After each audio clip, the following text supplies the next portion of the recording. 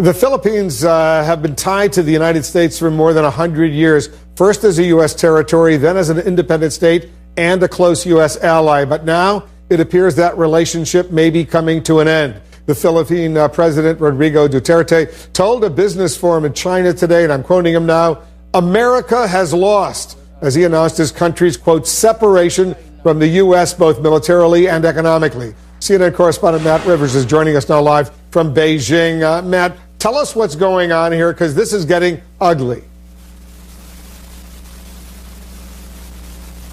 Absolutely. President Duterte made these comments during a state visit here to China that is actually still ongoing. This visit certainly meant to inspire warming relations between the Philippines and China. So very interesting that these comments, these negative comments about the U.S. come during his trip to China. Certainly not the first time that we've heard President Duterte speak negatively about the U.S., but this certainly takes it a step further from what we've heard in the past. Let's show you what he had to say to those people at a business forum just a few hours ago here in Beijing.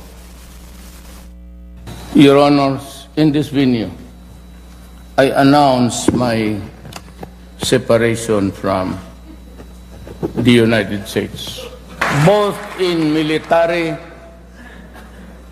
not maybe social because the Philippines, both in military but economics also.